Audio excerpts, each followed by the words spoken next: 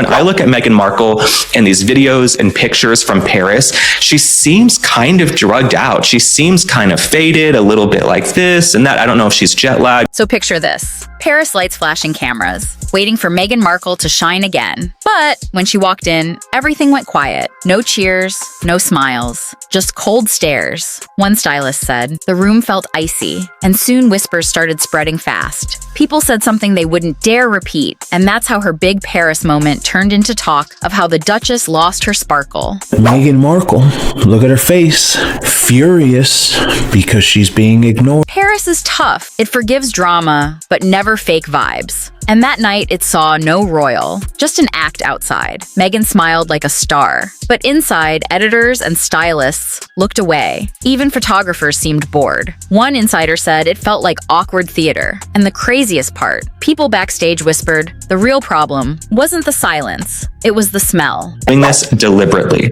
Okay, this is a sociopathic woman, in my opinion. She's probably trying to trigger Harry. But Meghan Markle, she's just really full of crap to be riding around Paris at night with her legs up in the back of a car, knowing your husband's mother famously died in the back of a car without a seatbelt on, allegedly in Paris. Backstage, they called it the scent scandal. Stylists said Meghan walked in with a strange cloud around her. One said it smelled like cheap perfume and stress. Another said her team was spraying everything nonstop. Even the makeup crew looked worn out. Someone joked you can fix makeup, but not that smell. And by the time she left, no one talked about Balenciaga, only about her. I think she's evil. I think you might be right. Then came the wardrobe drama. When people found out Meghan's Balenciaga outfit wasn't gifted or made for her. It was borrowed and returned with the tag still on and in Paris. That's a big insult because real stars get gifts, not loans for her. It was just borrowed clothes and borrowed glory. Samantha Markle, Meghan's sister, posted, "Is it true that my sister was doing selfies in the tunnel where Diana died? That's what I'm hearing." Now that would be a really sick example of being a disaster too. Then came the tunnel scene, and it got creepy because when people said Meghan drove through the tunnel, they meant the Pont de l'Alma, the same one where Princess Diana died. At first, everyone called it a coincidence. Then her own team said she didn't know, which sounds crazy because she studied Diana's life. Like a Bible, quoted her interviews and watched her funeral on repeat. Insiders whispered she did it on purpose, trying to copy Diana. And if that's true, it wasn't fashion, it was obsession. But even that wasn't the weirdest part. Who invited her? How did she get there? I've heard she was a +1. She wasn't even an invitee of the house. Is that true? No, she's definitely invited by the house because she was wearing their fashion. Then social media exploded. Twitter called it the Paris disaster. TikTok showed Diana's last photos, next to Meghan's Balenciaga entrance. Some said she was reclaiming history. Others said she was just copying it. And the wildest part, she blamed tabloids for Diana's death, but worked with CBS, the same network that aired Diana's final moments. Breaking today, Meghan Markle pushes back against her Diana death stunt in Paris. No wonder. Prince William, we're told, is so horrified, so mortified. Meghan Markle made her Paris Fashion Week debut, and there was this awkward interaction with the Balenciaga creative director. Let's look at this.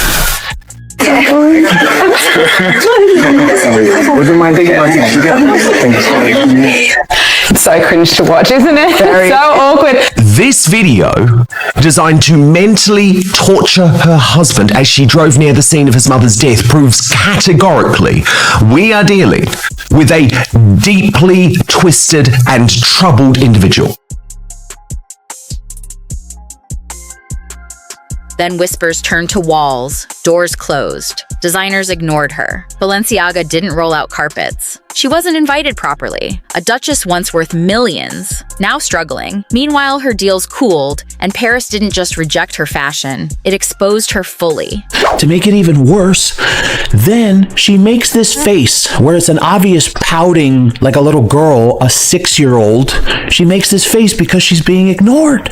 Let's be honest. This wasn't just some fashion show. It was way deeper than anyone could see. It was really about identity and who Meghan really was. For years, she built herself from pieces she borrowed from everyone she admired and everyone she wanted to be like. She took Diana's compassion, the Queen's poise, Hollywood's shine, and stitched them together like a costume, trying to turn herself into someone bigger and brighter than reality. But under those harsh, bright lights in Paris, Every single illusion she had built cracked and fell apart, like glass shattering in slow motion. She once told Oprah she wanted privacy, yet she was calling the paparazzi herself. She said she never Googled Harry yet. Secretly, she had planned their meeting months ahead. Every little contradiction piled higher than her heels that night, and in Paris, the city that worships authenticity and punishes fake people. Everyone finally saw the difference between someone who is truly royal and someone who is just copying it. The same woman who claimed she didn't know about the tunnel was now trying to film herself there, as if she could rewrite history or borrow a piece of Diana's legacy, like it was a prop, and every move she made felt calculated yet awkward, like a performance no one asked for. And when she finally left the show, the applause wasn't loud, it wasn't excited, it was quiet, polite, controlled, and final. Like the room was saying, "We see you. We know what you are. Nothing you do can hide it from us." And that night, Paris didn't just show her the truth about fashion. It showed her the truth about herself, and everyone watching could feel it like a cold wind cutting through the glamour, leaving only the real versus the fake. And Meghan walked out, knowing that all her borrowed shine couldn't cover the cracks, and the city had judged her completely and finally. Fans are slamming Meghan for this, calling her the Duchess of Hypocrisy